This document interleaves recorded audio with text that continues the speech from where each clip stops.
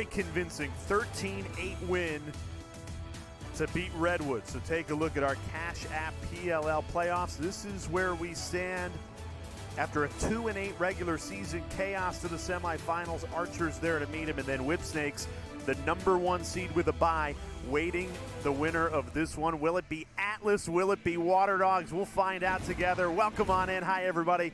Former teammate Danny Logan. It's funny, Andy Copeland told us we're not even going to attempt to go at Logan. And that's what they do on the opening possession.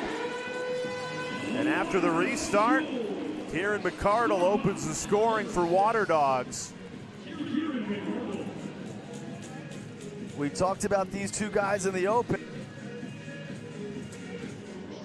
Sowers and McCardle, and they immediately get things cooking for Waterdogs. Sowers gets the switch, gets a step upfield, no real advantage gained, and Durkin just lost McCardle. Obviously, you need to pay attention to Sowers there.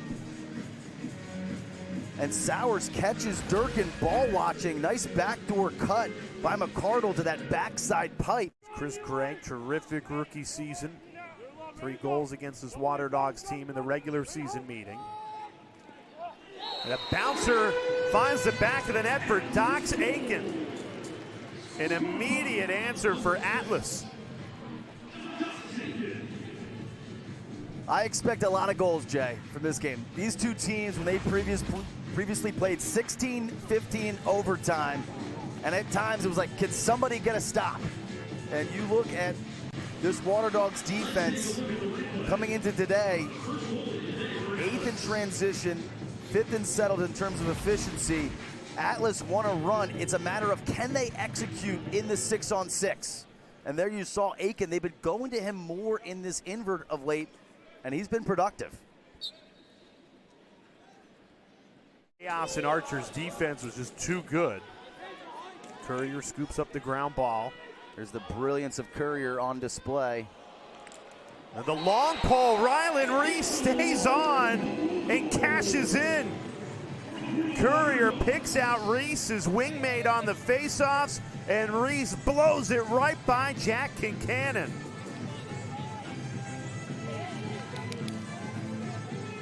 Third goal of the season, his first goal that wasn't a 2, and it comes in the playoffs.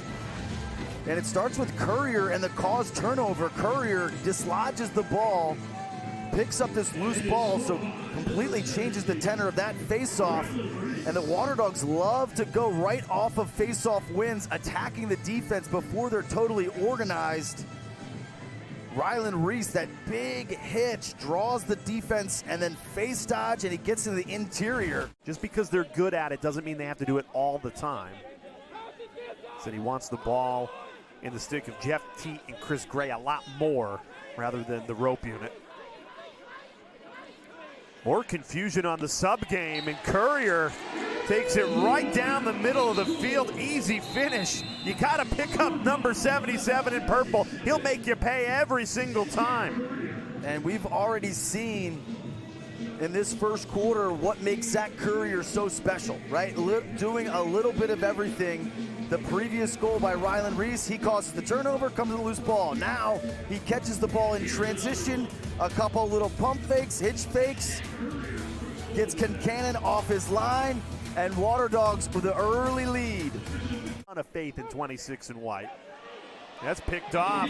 Waterdogs have numbers. Can they cash in transition? Walker the extra pass. McCardle continues his terrific form. Second goal of the night to fire Waterdogs up 4-1.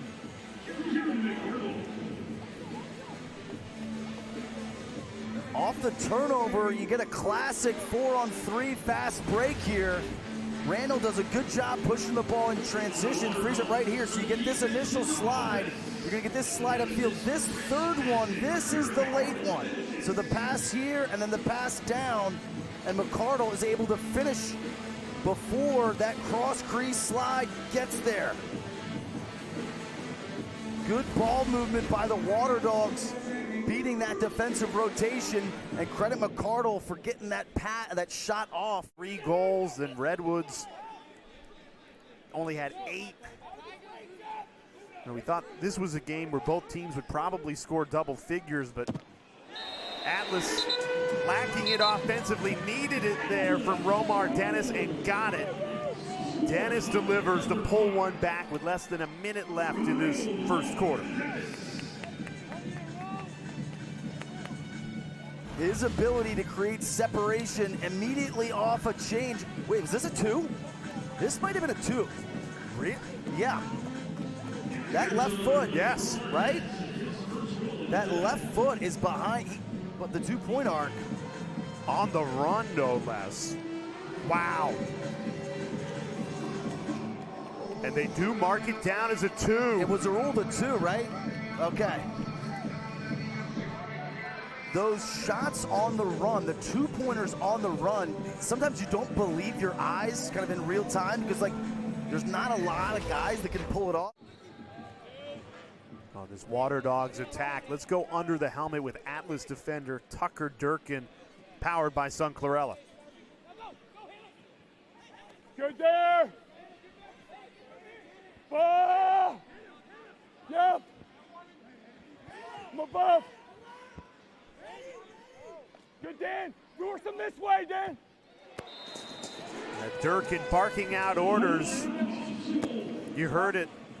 Thanks to Sun Chlorella under the helmet, but not enough to prevent a Waterdogs goal.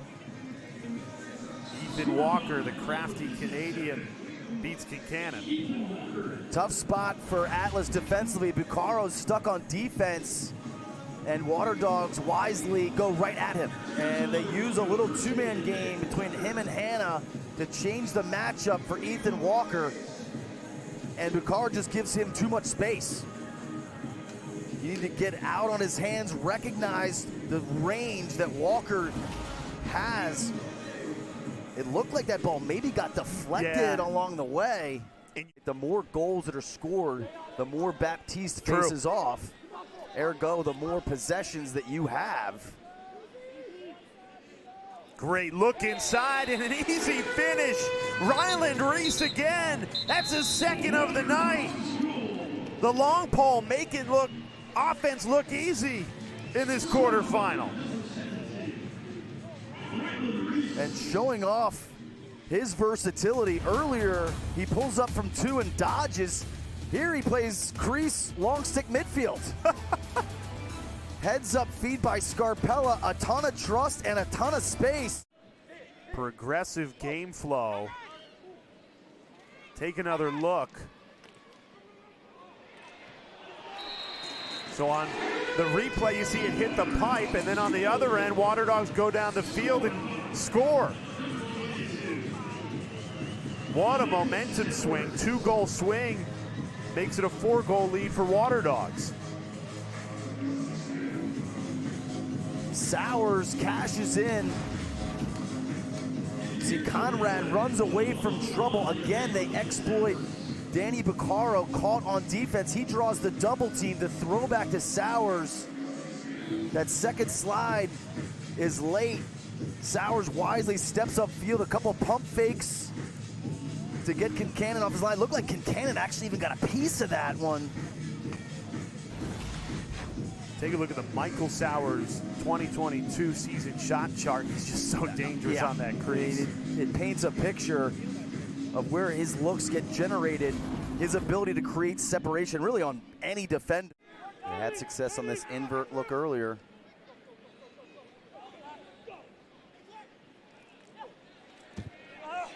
Finally, Atlas cashes in. The extra pass to Chris Gray pays dividends. And after a 12-minute scoreless drought, Atlas pull one back.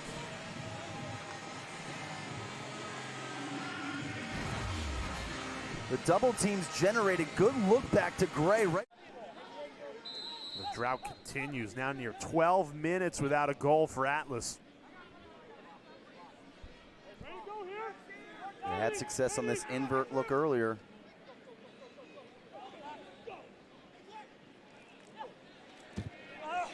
Finally, Atlas cashes in. The extra pass to Chris Gray pays dividends. And after a 12-minute scoreless drought, Atlas pull one back.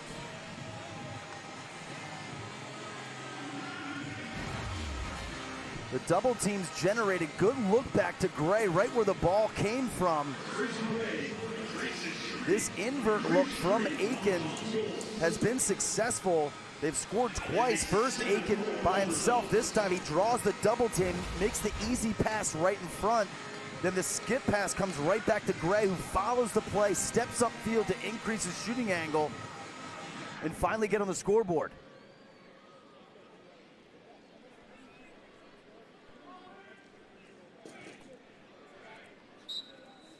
And the biggest problem with the Atlas 12-minute scoring drought was not getting Trevor Baptiste on the field.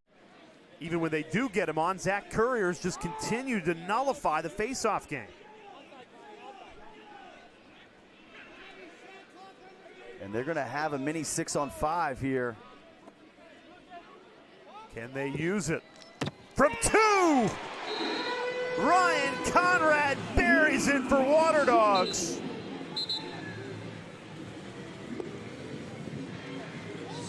The immediate answer gives Waterdogs a 5-goal cushion right before halftime. The key here is Withers and Baptiste. I'm gonna highlight them so you can see it. That's Withers and Baptiste right there. Watch Withers win this race. He's gonna set a pick and then win the race, and Baptiste is gonna trail. That decision right there frees up Conrad from the midfield line with a huge head of steam to get off that 2-pointer. So heads up play by the Waterdogs in the sub game, using the pick game, the advantage gained to create that transition situation. Well, he's got to bury that. And instead, a missed opportunity ends up being Waterdogs' ball. Atlas shooting 13% right now. And credit Ward for some of the saves and the angles that he's playing. Waterdogs run down the other field, and Matt Witcher makes Atlas pay. That's been the theme of the night, the theme of the day across all 3 of our games. A goal that you probably should have finished ends up biting you on the other end. And just not enough resistance here for Atlas defensively. You get back, great. You got to stop the ball. You can see Dox Aiken, he's covering, quote unquote, Matt Witcher, but no ball pressure. You can see the space, and Witcher's like, okay, I'll just step into this.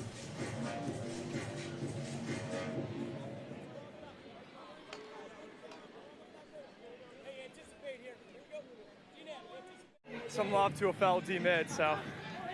Celebrations continue, guys. And Waterdogs rolling right now, picked up right where they left off coming out of that first half. Sowers using some muscle, creating the angle and firing it past Kincannon. Michael Sowers makes it 11-4 Waterdogs. When you think of Michael Sowers, you think of quickness, you think of explosiveness.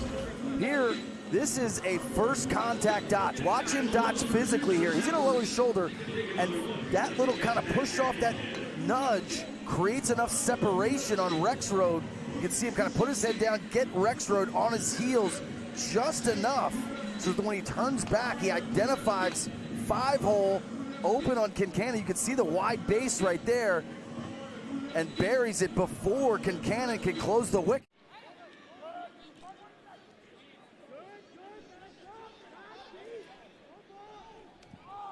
Bouncer, and it goes Ryan Conrad.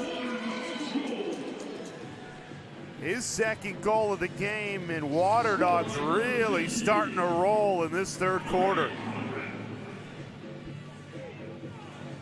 And I'm just not sure how well Kincannon's seeing the ball right now. Conrad right to left split. The bounce shot looks like it beats Kincannon near pipe.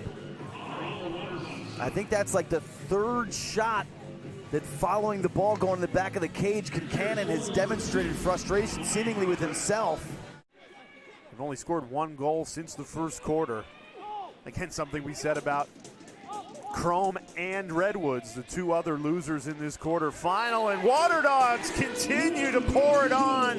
Ethan Walker in perfect position to scoop and score, all in one motion. And the Waterdogs lead is now 9. Kind of an awkward play here.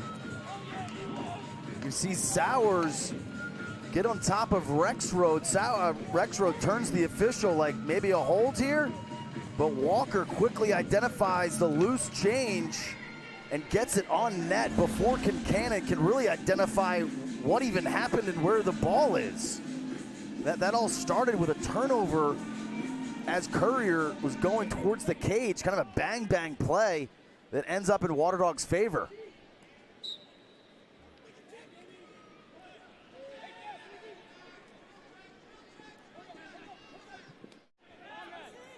He made the save, just not confidently, couldn't hang on. J.D. Colarusso warming up over on the Atlas sideline, the backup goalie. There he is, bottom of the right corner. Atlas needed that. They get a save and a goal on the other end. Exactly what the doctor ordered for Atlas. And it's Danny Logan. Consistent production on the offensive side for the reigning short stick defensive midfielder of the year. Finds an open area. Law identifies the cutter, quick catch and finish. Can Atlas claw back? That's the question, and when we come back, Whipsnake's head coach, Jim Stagnita, joins the show. Very well in Seattle, and it's something we hadn't spent a whole lot of time on. There's each of these teams that we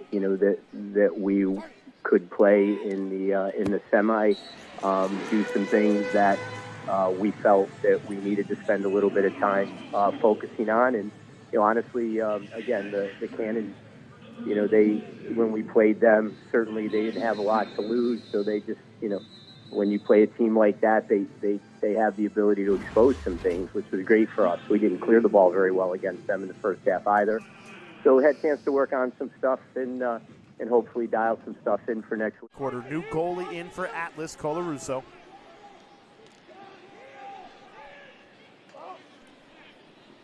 Costabile winds up and delivers exactly what Atlas needed. I don't know how a goalie sparks offense, but sometimes it does. It serves as a wake-up call to your whole team. And it's not necessarily just about Kincannon's performance, although he obviously was not sharp, south of 30%. But the whole team, it's like, hey, we better kick it into gear. And you can see a very deep one, foot on the line. Yeah, this cannon by Costabile nails that corner, that bottom right corner, rings around the goal. There's still plenty of time left, especially given the Atlas and their propensity for twos. And if Baptiste, yeah, you combine those two things, and this is still within reach. You're always in a game when you have Trevor Baptiste at the faceoff X. Atlas can turn this into make it, take it lacrosse. Although the way this faceoff unit is played for Waterdogs, 40 in purple.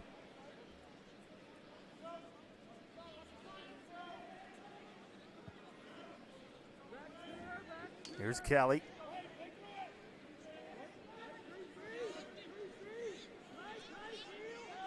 What a look. Can't draw it up any better to convert on a power play. Ryan Conrad completes the hat trick. Waterdogs restore their 9-goal lead. Wow. This is just a gorgeous look by Kieran McCardle. He's going to read the backside defense. Watch as McCardle kind of drags and pulls here. He notices the Atlas creeping upfield. I mentioned Kelly as a threat. The gravity of Kelly, you could see that shift right by Rexwood. See that shift from right to left on your screen. He's worried about that skip to Kelly. McCardle identifies that and throws the other skip to Conrad. Goose eggs. Goose eggs and 2 turnovers now.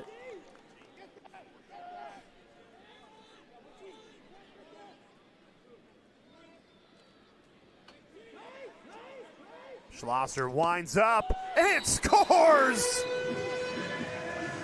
Mikey Schlosser with the exclamation point, and Waterdogs with that 2-pointer take an 11-point lead. They're pouring it on.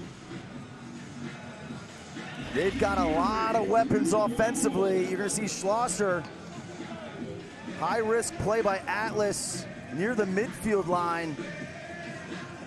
And this is a deep 2. Yeah, it's all smiles for Waterdogs right now.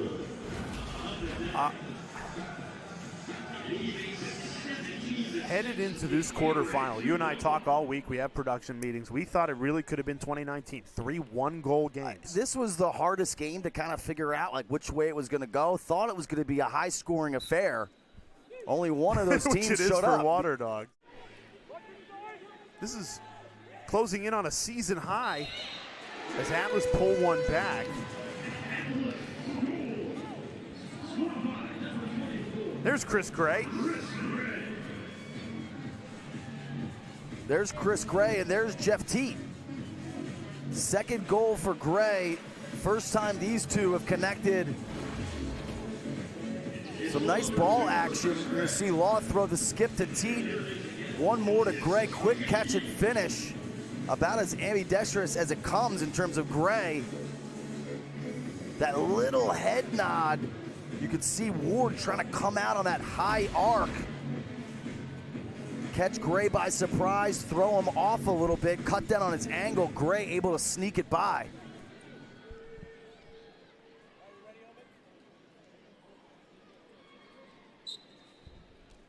But just gets it done. You think about some of their wins this season. Great play again.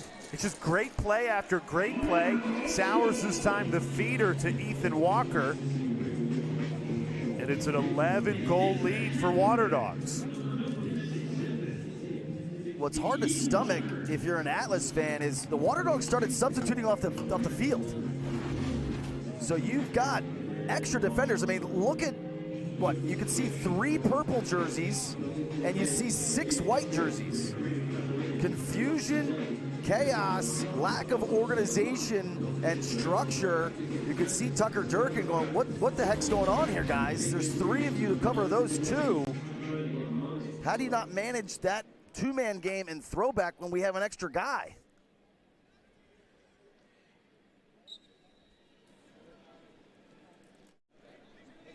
Yes. 18 goals, by the way, matches a season high for Waterdogs. Teat, we've been waiting for him, and then he places him perfectly in the bottom corner. His first goal of the game comes in the 4th quarter. Where's that been? Yeah, too little, too late. Yeah. I mean, we'll see, but likely. But he comes off of this pick by Baptiste. Courier just a little casual there. Kind of trusting Ward to make this save. I think Teat caught him a little off guard. The casual body language sometimes by Teat kind of lets you, kind of lets your guard down a little bit. Right. 19% shooting for Atlas. Meanwhile, Waterdogs at 50%. Waterdogs have 14 turnovers, but they haven't been like that costly. What a goal! Goal of the day! Zach Courier, are you kidding me? Flying in. He's been the best player on the field. Out of all 3 games. Simple as that. Yeah. He's been the best player in this game, and it hasn't really been close. Dodging through multiple players, running through stick checks, airborne, pump fake while you're airborne. This is why he won midfielder of the year last year. So that guy that just did that also has 8 ground balls, also has a caused turnover, 2 assists, and also has 2 assists. Unicorn. 1 of 1. I'll tell you what, if Waterdogs plays like they did today, knowing what they're capable of against Whip Snakes, they can absolutely go in and win that game. They're the only team that's beaten the Whip Snakes all season. Been fresh. Meanwhile, Waterdogs will come in red hot. Exactly. Playing their best lacrosse. Dylan Ward stuffs another 2-point attempt. Couldn't clear it, though. Let's see if Teat can make him pay, and he does. So Jeff Teat cashes in on the Dylan Ward error. 2 goals in this 4th quarter for Teat, but it won't be nearly enough.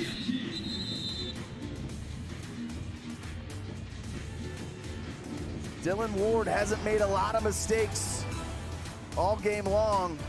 This is one of the few ones, and Teat makes them pay, but it's all Waterdog. A miracle here from Atlas. They do have a bunch of capable 2-point threats, but they need to start ringing them in quick succession. Right on cue there. Teat picks out his former Cornell and Team Canada teammate Clark Peterson.